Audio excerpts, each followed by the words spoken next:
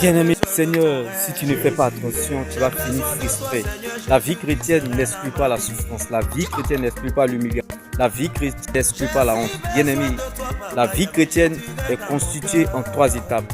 La vie chrétienne est constituée en 3 étapes.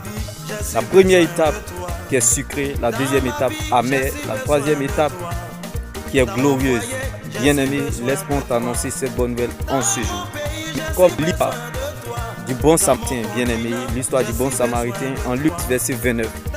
Bien-aimé, l'église n'est pas la fin de nos problèmes.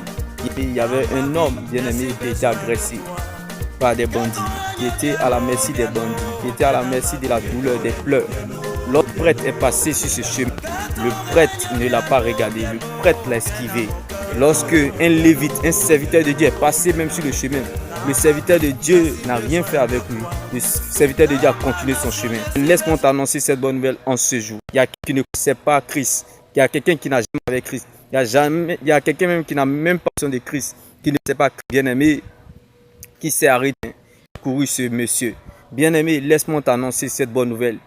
Que l'église n'est pas la fin de nos problèmes, comme l'histoire de ce monsieur que ce bon samaritain a sauvé.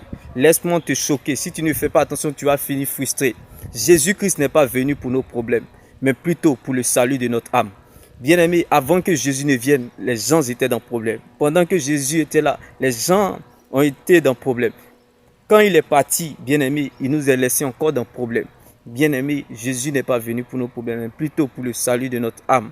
Bien-aimé, car tous ceux que Jésus a guéris, restaurés, délivrés sont encore morts. Bien-aimé, Jésus n'est pas fou pour venir mourir encore à la croix de Golgotha encore pour nos problèmes. C'est pour cela que je t'annonce cette bonne nouvelle. Jésus-Christ n'est pas venu pour les bien portants. Bien-aimé, il est venu pour les pécheurs. Il est venu pour le salut de notre âme. Alors, bien-aimé, même si les gens le veuillent ou pas, t'aident ou pas, interviennent ou pas, Dieu te dira parce qu'il t'a vu. Sa main te soutiendra, son doigt te fortifiera. Bien-aimé, le prêtre a dû esquiver ce monsieur qui était victime. Même le serviteur de Dieu a dû esquiver ce monsieur qui était victime.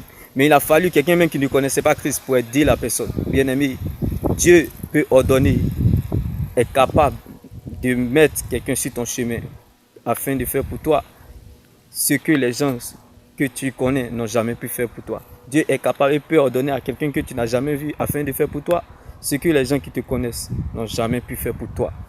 Laisse-moi t'annoncer cette bonne nouvelle en ce jour. L'église n'est pas la fin de nos problèmes.